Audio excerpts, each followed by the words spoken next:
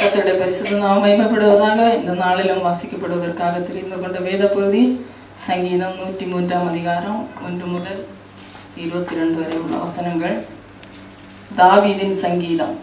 என் ஆத்துமாவே கர்த்தரை ஸ்தோத்திரி, என் முழு உள்ளமே அவருடைய பரிசுத்த நாமத்தை ஸ்தோத்திரி.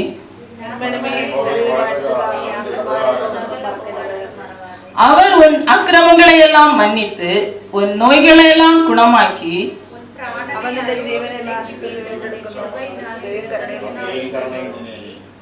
நன்மையினால் உன் வாயை திருப்தியாக்குகிறார்.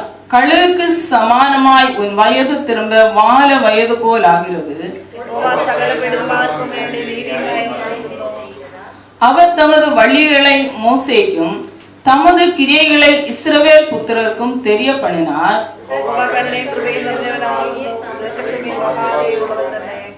அவர் எப்பொழுதும் கடிந்து கொள்ளார், என்றென்றைக்கும் கோபம் கொண்டிரார்.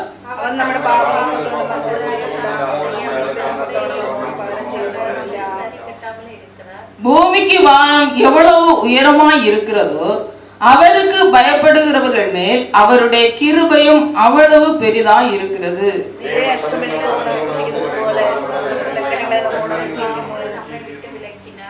தகப்பன் தன் பிள்ளைகளுக்கு இறங்குகிறது போல கர்த்தர் தமக்கு பயந்தவர்களுக்கு இறங்குகிறார்.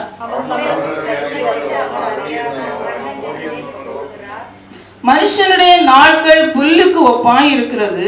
வெளியின் புஷ்பத்தை போல் பூக்கிறான்.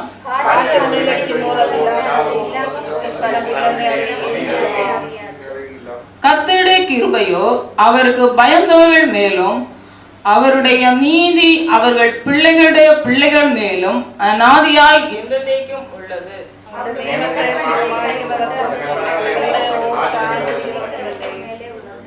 கர்த்தர் வானங்களில் தமது சிங்காசனத்தை ஸ்தாபித்திருக்கிறார். அவருடைய ராஜரிகம் சர்வத்தையும் ஆளுகிறது.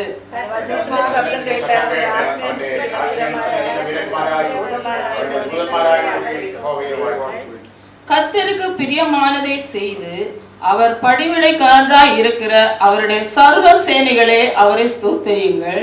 கர்த்தரை ஆளுகிற எவ்விடத்திலும் உள்ள அவருடைய சகல கிரியைகளே அவரை ஸ்தோத்திரியுங்கள். என் ஆத்துமாவே கர்த்தரை ஸ்தோத்திரி.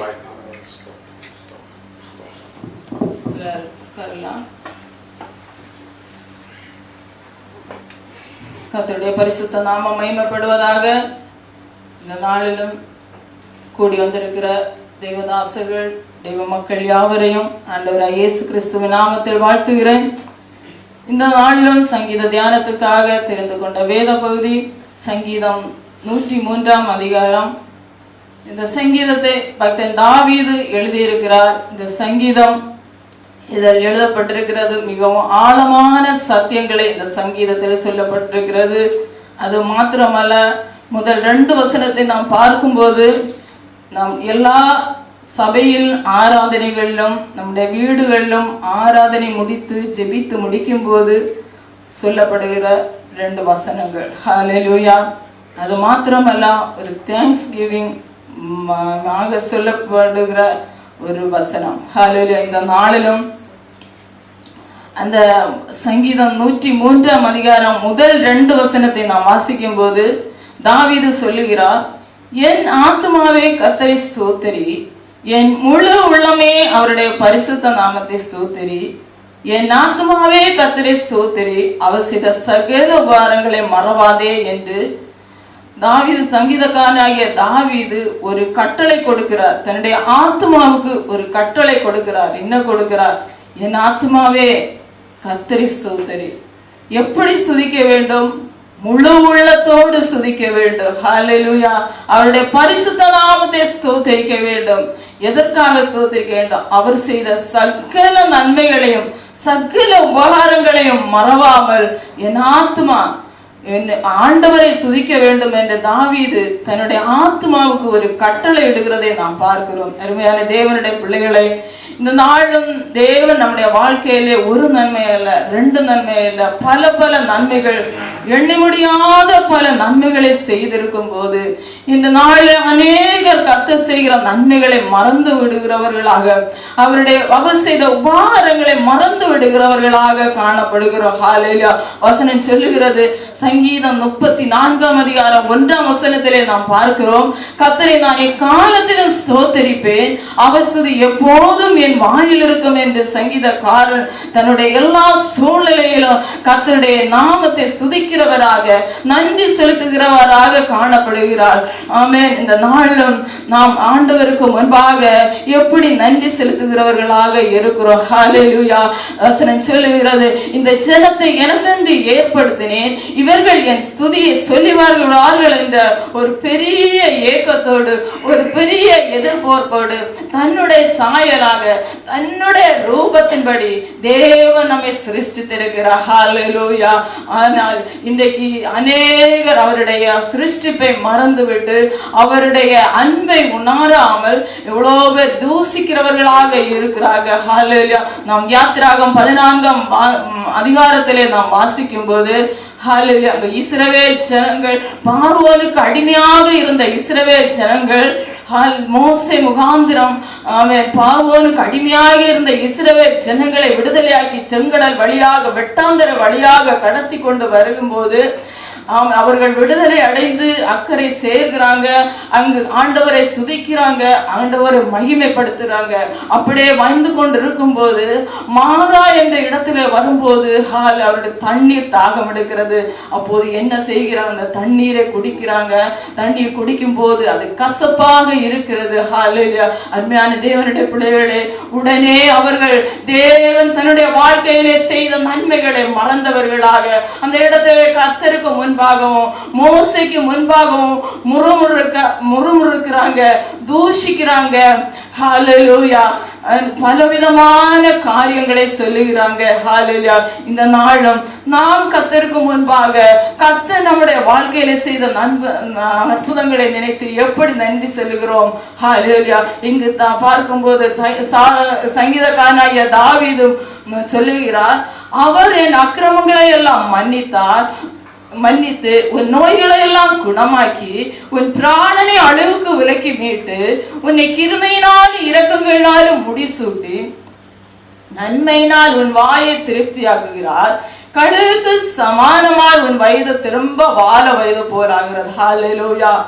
தாவீது சொல்லுகிறார், அக்கிரமங்களை எல்லாம் மன்னித்து. ஹல்லேலூயா. நம்முடைய வாழ்க்கையில தேவன் எவ்வளவோ அக்கிரமங்கள், நாம் தெரிந்தும் தெரியாமல எவ்வளவோ பாவங்களை செய்கிறோம்.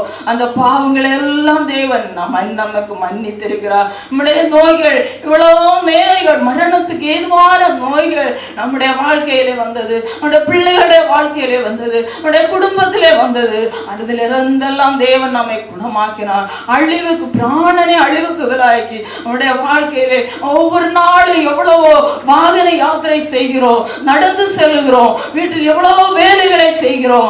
ஆனால் நம்முடைய பிராணனை அழிவுக்கு அவர் நீங்களாக்கி ரட்சித்திருக்கிறார். அது மாத்திரமல்ல, அவர் நன்மையினால் நம்முடைய வாயை திருப்தியாக்குகிறார். கழுகுக்கு சமானமாய் உன் வயது திரும்ப வாழவது போல ஆகிறது என்று சொல்லப்பட்டிருக்கிறது. கழுகு என்று சொல்லும் போது எல்லோருக்கும் தெரியும், கழுகு மிக உயரமாக பறக்கிறதான ஒரு பறவை, மிக நல்ல ஒரு பார்வை உடையதான ஒரு பறவை.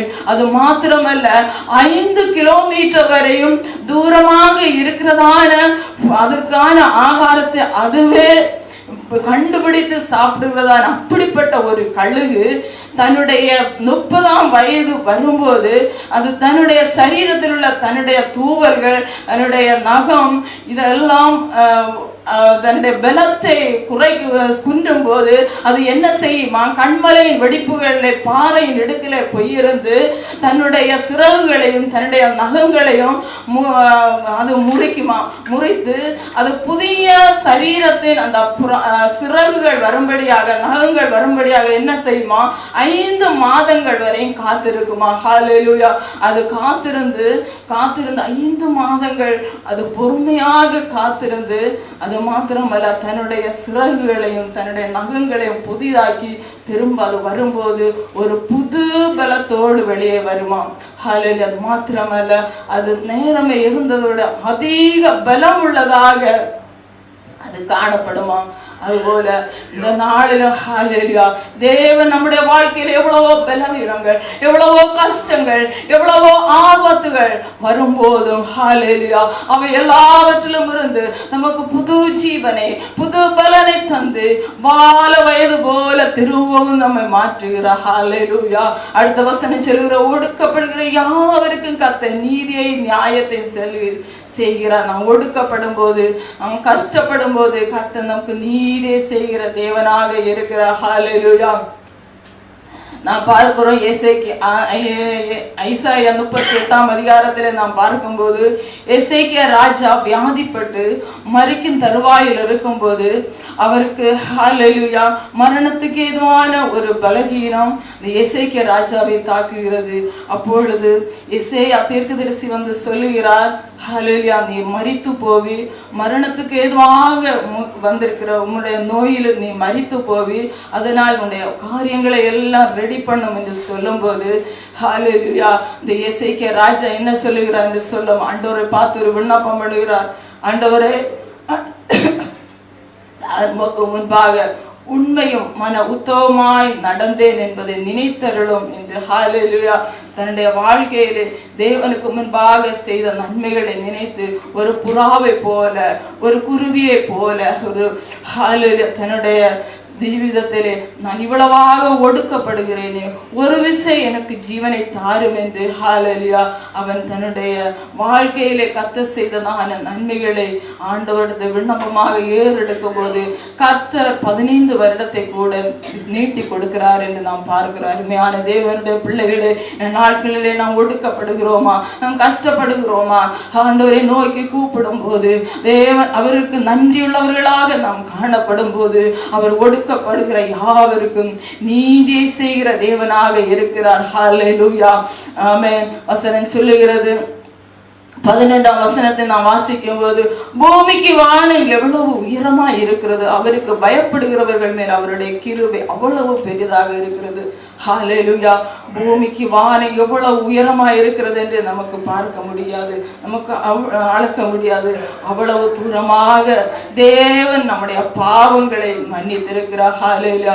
அவர் நம்முடைய பாவங்களுக்கு தக்கதாக நமக்கு செய்யாமல், நம்முடைய அக்கிரமம் எவ்வளவோ பாவங்கள் நாம் செய்தோம், எவ்வளவோ அக்கிரமங்கள் நாம் செய்தோம், நாம் ஆண்டவருக்கு சித்தமில்லாத எவ்வளவோ பாவங்களை நாம் செய்த போது கர்த்தர் நம்முடைய பாவங்களை ஒன்றும் கணக்கு பாராமல் ஹல்லேலூயா 8ஆம் வசனத்திலே பார்க்கிறோம், கர்த்தர் உருக்கமும் இரக்கமும் நீடிய சாந்தமும் மிகுந்த கிருபையும் உள்ளவராக இருந்தா, பாவம் செய்த போதும் அக்கிரமம் செய்த போதும் நாம் அவரை விட்டு பின்வாங்கி போன அநேக நேரங்கள் நம்முடைய வாழ்க்கையிலே வந்த போது நம்முடைய வாழ்க்கையிலே கர்த்தர் எப்படியாக இருந்தார், அவர் உருக்கமும் உள்ள தேவனாக இரக்கமுள்ள தேவனாக ஹல்லேலூயா இருந்தார் என்று வேத வசனம் சொல்லுகிறது. ஹல்லேலூயா. அடுத்து 12ஆம் வசனத்தில் நாம் பார்க்கிறோம், மேற்குக்கும் கிழக்குக்கும் எவ்வளவு தூரமோ அவ்வளவு தூரமா அவர் நம்முடைய பாவங்களை நம்மை விட்டு விலக்குகிறார். ஹல்லேலூயா. இந்த உலகத்திலே வாழ்கிற யாருக்கும் மேற்குக்கும் கிழக்குக்கும் எவ்வளவு தூரம் என்று நாம் அளவு பார்க்க முடியாது. அப்போ நம்முடைய வாழ்க்கையிலே அனுதின ஜீவிதத்தில் எவ்வளவோ குறைகள், எவ்வளவோ தப்பிதங்கள் நாம் செய்யும் போது அந்த பாவத்தை எல்லாம் நமக்கு மன்னித்து நம்மளை நீதிமான்களாக மாற்றுகிறார். ஹல்லேலூயா. தகப்பன் தன் பிள்ளைகளுக்கு இறங்குகிறது போல கர்த்தர் நமக்கு பயந்தவர்கள் இறங்குகிறார். ஒரு தகப்பன் ஒரு பிள்ளை ஒரு தகப்பனிடம் ஒரு பொருளை, ஒரு தேவையை கேட்கும் போது அந்த தகப்பன் எப்படியாக அந்த பிள்ளைக்கு தன்னுடைய சிச்சுவேஷன் முடியாத சிச்சுவேஷனாக இருந்தாலும் அது எப்படியாவது அந்த பிள்ளைக்கு அந்த காரியத்தை செய்து கொடுக்க வேண்டும் என்று நினைத்து இந்த தகப்பன் இறங்குகிறாரோ செய்கிறாரோ, அதை விடவும் மேலாக கர்த்தருக்கு பயப்படுகிறதான அவருடைய பிள்ளைகளுக்கு அவர் இறங்குகிற தேவனாக இருக்கிறார். ஹல்லேலூயா. ஆமென். அருமையான தேவர்களே, 13ஆம் வசனம் சொல்லுகிறது, மனுஷனுடைய நாட்கள் புல்லுக்கு ஒப்பாய் இருக்கிறது, வெளியின் புஷ்பத்தை போல் போகிறார். ஹல்லேலூயா. இன்றைக்கு நாம் பார்க்கும்போது ஹல்லேலூயா புல்லை தெரியும் காலமே நன்றாக நல்ல செழிப்பாக நிற்கிறது. ஆனால் சாயங்காலம் ஆகும்போது அது வாடி போகிறதான சூழ்நிலை. ஹல்லேலூயா. அது மாத்திரமல்ல, காற்று அதன் மேல் வீசின உடனே அது இல்லாமல் போயிட்டு அது இருந்த இடம் இனி அதை அறியாது. நாட்களில் அநேக நம்முடைய ஒவ்வொரு நாள் ஜீவித நியூஸ் வழியாக கேட்கிறோம். நமக்கு தெரிந்தவர்கள் கூட இன்றைக்கு காண்கிறாங்க, காலமே பார்க்கிறோம். நாம் அடுத்த நேரம் அடுத்த சாயங்காலம் பார்க்கும் போதும் மரணம் அடைகிறாங்க, வியாதிப்படுகிறாங்க. திடீரென்று சொல்ற ஹாஸ்பிட்டல் எமர்ஜென்சி வார்டில் இருக்கிறாங்க, கேஷுவாலிட்டியில இருக்கிறாங்க. அப்படியெல்லாம் எவ்வளவோ செய்திகளை நாம் பார்க்கிறோம். ஆனால் உங்களையும் என்னையும் தேவன் அவருடைய சிறகுகளாலே, ஹல்லேலூயா, மனுஷனுடைய நாட்கள் புல்லுக்கு ஒப்பாக இருந்தாலும் அப்படிப்பட்ட அந்த வாழ்க்கையிலும் தேவன் நம்முடைய வாழ்க்கையிலே அவர் உருக்கமுள்ள தேவனாக, இரக்கமுள்ள தேவனாக அவர் நம்மை நடத்துகிறார். ஹல்லேலூயா.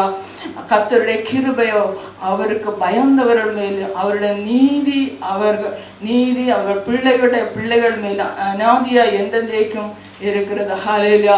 சங்கீதம் 100:5 நாம் பார்க்கிறோம், கர்த்தர் நல்லவர், அவருடைய கிருபை என்றென்றைக்கும், அவருடைய உண்மை தலைமுறைக்கும் இருக்கிறது. அருமையான தேவனுடைய பிள்ளைகளே, நாம் கர்த்தருக்கு பயந்து ஜெபிக்கும் போது, கர்த்தருக்கு முன்பாக நன்றி உள்ளவர்களாய் காணப்படும் போது, அவருடைய கிருபை நமக்கு மாத்திரமல்ல நம்முடைய பிள்ளைகளுக்கும் அது ஹல்லேலூயா தலைமுறையாக இருக்கிறது என்று வசனம் இன்றைக்கு நமக்கு வெளிப்படுத்துகிறது. அது மாத்திரமல்ல, 19 வசனத்திலிருந்து 22 வசனம் வரை நாம் வாசிக்கும் போது சங்கீதக்காரனாகிய தாவீது எல்லாரையும் துதிக்க வாருங்கள் என்று அவர் அழைப்பு கொடுக்கிறதை நாம் பார்க்கிறோம். அதிகாரிகளே, ராஜாக்களே, நீங்கள் துதிக்க வாருங்க.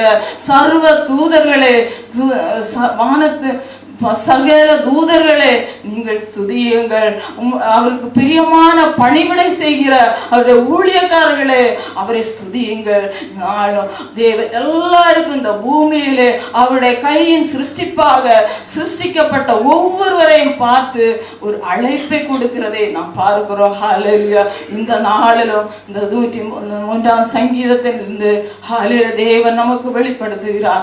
எந்த சூழ்நிலையிலும், எந்த சிச்சுவேஷன் நம்முடைய வாழ்க்கையில கடந்து வந்தாலும் ஹல்லேலூயா, ஆமென், நாம் தூசிக்கிறவர்களாக, ஆமென், கர்த்தர் என்னுடைய வாழ்க்கையில ஏன் இப்படி செய்தார், ஏன் இப்படி நான் கஷ்டப்படுகிறேன் என்று தேவன் நம்முடைய வாழ்க்கையில கஷ்டங்கள் பிரயாசங்கள் வரும்போது அதை மறந்து விடாமல் தேவனுக்கு முன்பாக தாவீது தன்னுடைய வாழ்க்கையில ஹல்லேலூயா அவன் சொல்லுகிறான், என் ஆத்துமாவே கர்த்தரை ஸ்தோத்திரி, என் முழு உள்ளமே அவருடைய பரிசுத்த நாமத்தை ஸ்தோத்திரி, என் ஆத்துமாவே கர்த்தரை ஸ்தோத்திரி, அவர் செய்த சகல உபகாரங்களை மறவாதே என்று தாவீது சொன்னது போல நமக்கு தாவீது தன்னுடைய வாழ்க்கையை, தன்னுடைய ஆத்மாவை நோக்கி ஒரு கட்டளை கொடுக்கிறார். என் ஆத்மாவே கர்த்தரை ஸ்தோத்திரி என்று.